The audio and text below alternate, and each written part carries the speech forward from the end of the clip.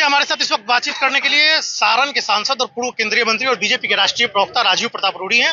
राजीव प्रताप रूढ़ी के बारे में इतना ही कहूंगा कि 2014 में इन्होंने राबड़ी देवी को हराया था सारण से। 2019 में लालू प्रसाद यादव के समधी चंद्रिका राय को चुनाव हराया था। 2024 में लालू यादव की बेटी डॉक्टर रोहिणी आचार्य हैं, जो सिंगापुर से सीधे सारण में चुनाव लड़ने आई है। क्या सर, क्या लगता है, लड़ाई किस तरह की है? आप बार बार बोलते हैं कि मुखौटे की बात आप करते हैं और आप कहते हैं कि राजीव प्रताप रूढ़ी की लड़ाई लालू प्रसाद यादव से है, बाकी तो बीच में एक मुखौटा के तौर पे प्रयोग किया जा रहा है। देखिए, अब इसमें क्या कोई दूसरा शब्द हम बड़ा तलाश कर रहे थे कि कोई दूसरा शब्द हमको मिले कि प्रॉक्सी उम्मीदवार को हम लोग क्या कह सकते हैं। और एक सवाल उठता है कि जो प्रत्याशी जिनके बारे में आप नाम ले रहे हैं, अगर वो उनकी बेटी नहीं होती तो एक आदमी भी उनको पहचानता। और ऐसा क्या है, अगर सामान्य प्रत्याशी है तो बिहार में मैं समझता हूं कि 22-23 सीटों पर राष्ट्रीय जनता दल लड़ रहा है, 23 पर। तो आखिर में लालू प्रसाद जी को ऐसा क्या हो गया कि उनको छपड़ा आके गिर जाना पड़ा? तो कहीं ना कहीं तो ये लड़ाई, देखिए, आप किसी भी सामान्य आदमी से पूछिएगा, किसी भी सामान्य पॉलिटिकल वर्कर से पूछिएगा, वो जानते हैं कि प्रत्याशी मुखौटा है, लड़ाई लालू प्रसाद यादव जी के साथ सीधे है, इसमें कोई कंफ्यूजन नहीं है। तो मुझे लगता है कि ये अब ये, और आपने कहा कि वो पता नहीं कहां से, भाई राजनीति में पता बड़ा जरूरी होता है। जैसे सोलंकी साहब है, इनका पता है, राहुल जी है, इनका पता है, बाकी हमारे जितने ये हमारे यहाँ के नेता छोटे बड़े सब लोगों का एक पता है कि भाई नई में है, कहाँ है। लेकिन जो प्रत्याशी आया है ना, उसका तो पता ही नहीं है। मतलब पता का मतलब होता है एक तो पता ही नहीं है और एक तो पता भी नहीं है। दोनों चीज लागू है, क्योंकि लोग ये कहते हैं, चाहे हम अच्छे हो खराब हो, लोग ये कहते हैं कि भाई जिसको लड़ना है चुनाव, वार्ड का भी बीडीसी का चुनाव लड़ता है तो 5 साल मंडराते रहता है अपने टोला में, और जिसको लोकसभा का चुनाव रहे वो 5 दिन पहले आ जाए और 5 साल का हिसाब देना शुरू करे, तो इससे हास्यास्पद स्थिति क्या हो सकता है? तो विरोधी आपको बेवकूफ भी बोल रहे हैं कि भाई 5 सालों में देखिए, कोई जनता का प्यार जो है, रोहिणी आचार्य का कहना है कि भाई जनता का जो प्यार है वो हमें मिल रहा है, और कोई बेवकूफी होगा जो 5 साल में दिखाई नहीं देगा। आपको अब एम्बुलेंस चोर करके भी संबोधित किया जा रहा है। देखिए, ऐसा है ना कि कई बार राजनीति में, अब तापमान क्या चल रहा है छपरा में? तो काफी धूप रह रही है, 42-43 पहुंच रहा है। तो एक तो गर्मी, ऊपर का गर्मी, राजनीति का गर्मी, और खुद कैंडिडेट छत पर हो और सभी विधायक को कहती है कि एसी में सब बैठा हुआ है। तो इतने गर्मी में, और जो कभी सिंगापुर तो सिंगापुर है साहब, अब छपरा है, और तो वहां से आने के बाद गर्मी में, और आप लोग सवाल कठोर पूछते हैं तो मिला जुला के तिलमिलाहट हो जाता है। तो अगर किसी बच्चे ने मुझे बेवकूफ, हम क्षेत्र में घूमते कभी कोई बच्चा मिल जाता है, कुछ बोल देता है, तो हम लोग क्या करते हैं, हंस के टाल देते हैं, छोड़ देते हैं, उसकी समझ उतनी है।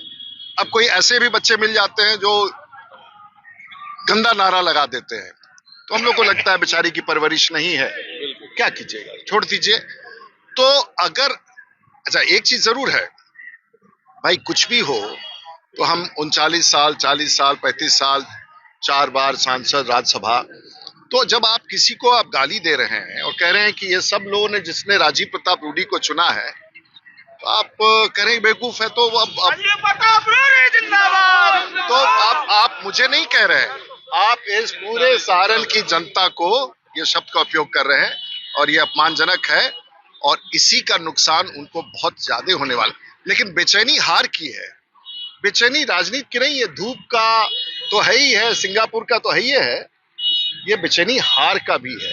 और इसीलिए बेचारे लालू, अब आप बताइए, लालू जी को इस उम्र में अपने बाल बच्चों के लिए पटना का एयर कंडीशन कमरा छोड़ करके छपड़ा के गिर जाना पड़े, ठीक लगता है? अब लेकिन दूसरा बात है कि आजकल राजीव प्रताप रूढ़ी ने और नरेंद्र मोदी ने गांव गांव तक बिजली का मोटे तौर पर व्यवस्था, अब 24 घंटा एसी छपड़ा में चलता है, तो वहां पर रोड भी ठीक हो गया है। पटना से तो आते नहीं थे कभी लोग, तो रोड भी ठीक हो गया, एसी भी घर में चल ही रहा है। तो लालू जी का ध्यान हम लोग सारण की धरती पर पूरा बढ़िया से रख रहे हैं। मैंने कहा तबियत खराब है, इसलिए हम लोग अपने प्रतिपक्ष के बारे में बहुत पॉजिटिव हैं। हमको बड़ा चिंता है उनके स्वास्थ्य के बारे में। इतने गर्मी में बाल बच्चा सब घसीट के ले आया छपड़ा, ये कोई बात हुआ साहब? इस तरह से आप लोग बुढ़ापा में लोगों को तंग करते हैं। बाल बच्चा को ध्यान देना चाहिए। मैंने रोहिणी अचानक सवाल किया कि राजीव प्रताप रूढ़ी का कहना है 10 सालों में मैंने विकास का काम किया है। वो कह रहे हैं कि तो दिखते ही नहीं है क्षेत्र में, तो विकास की बात कहाँ से? सवाल है ना कि एक बड़ा अच्छा सवाल है। हम तो दिखते हैं नहीं दिखते हैं तो बात की बात है, लेकिन जो आदमी 5 दिन पहले आया है उसको 5 साल का कैसे पता चल गया कि हम है कि नहीं? 5-7 दिन हुआ है ना आए हुए, तो जो आदमी 5-7 दिन पहले हो तो 5 साल का उसको खबर कहां से मिल गया कि नहीं है? ऐसा बेतुकी बातें। अब जैसे उस पार्टी का खासियत देखिए, नाम है राष्ट्रीय जनता दल, तो भारतीय जनता पार्टी एक भारतीय जनता पार्टी है, भारत की पार्टी है, तो बात समझ में आता है। तो हम लोग का नेशनल मैनिफेस्टो जो नेशनल इंटरनेशनल सब होता है निकला। अब एक क्षेत्रीय पार्टी है जिसका नाम राष्ट्रीय जनता दल है, उसमें एक भी सांसद नहीं है, एक भी एमपी नहीं है। और वो पार्टी जिसका बिहार में, देश में तो छोड़ दीजिए, गामा बाबू एगो सांसद नहीं खे, तो वो देश के राष्ट्रीय मैनिफेस्टो जारी करता। इससे हास्यास्पद आपको राजनीति में क्या दिखता है? लोग, छपरा के लोग, बिहार के लोग नहीं समझते हैं। कहने का मतलब है कि अत्यंत हास्यास्पद। और आप विकास की बात करते, ये गांव ऐसा गैस पाइपलाइन दौड़ गया है, सड़क है, अभी इसी गांव में गांव भारत में कहीं ऐसा नहीं। अभी तो हम आ रहे हैं बलिया से होते हुए सिताबदियारा से, 4 लेन 6 लेन बदल रहा है, लंबा पुल बन के तैयार होने वाला है, आरओबीज है, बाईपास है। देखिए, हम अपने बारे में नहीं करना है, हमारा एजेंडा कोई समाप्त नहीं हुआ, अभी तो शुरुआत हुआ है। और जिस प्रकार से गैस पाइपलाइन, हम अभी आ रहे थे तो मेरे साथ एक कमांडर गाड़ी चल रही थी जिस पर हम 2004 में जब चुनाव आए तो सड़क की यह स्थिति थी कि भारत सरकार का मंत्री होते हुए हमको कमांडर गाड़ी पर चढ़ के घूमना पड़ता है, रोड ही नहीं था। आज तो चलिए कि भाई गाड़ी है, एसी है। तो कहने का मतलब है कि अब वो तो लोग बताएगा और भविष्य में लोग क्या करेंगे वो बात की बात है। तो अब उपचार करने बाहर जाना पड़ता है, सिंगापुर जाना चाहता है, तो यहाँ का गरीब कहाँ जाएगा भाई? नेता प्रतिपक्ष तेजस्वी यादव कह रहे हैं ना कि नीतीश कुमार को बीजेपी वालों ने हाईजैक कर लिया है। भाई, नीतीश कुमार कोई हाईजैक होने वाली चीज है? बिहार के अच्छे सुलझे हुए ईमानदार नेता हैं और हम सब का मानना है कि वो, उनका एक दर्शन है, एक सोच है और एक स्वच्छ छवि के नेता है। और हाईजैक ऐसा शब्द, उनके यहाँ तो सब लोग उल्टे शब्द बोलता है, कोई सीधा बोलता ही नहीं है राष्ट्रीय जनता दल में। दिक्कत यह है। अभी राष्ट्रीय जनता दल के लोगों ने कहा है कि भाई हवाई जहाज उड़ाने वालों को क्या पता है धरातल की बात। हे भगवान, यही तो हम लोगों को कहते हैं कि दुनिया में अकेला सांसद छपरा का है जो धरती पर भी देहात में घूमता है, गैस पाइपलाइन भी लगवाता है, आयुष्मान का कार्ड भी गरीबों का बंटवाता है, कंट्रोल रूम से पोस्टमार्टम भी रात के 3 बजे कराता है। और दुनिया में अकेला एक व्यक्ति है अपने सांसद पे। जिंदाबाद जिंदाबाद जिंदाबाद जिंदाबाद। भाई ईमानदारी से बता दे, हमको भैंस पर चढ़ना नहीं आता और ना ही हम भैंस पर चढ़ने का तरीका किसी को सिखाएंगे, लेकिन हमको हवाई जहाज उड़ाना आता है और हम चाहेंगे हमारे बेटे, हमारे बच्चे देश में हवाई जहाज भी उड़ाना सीखे।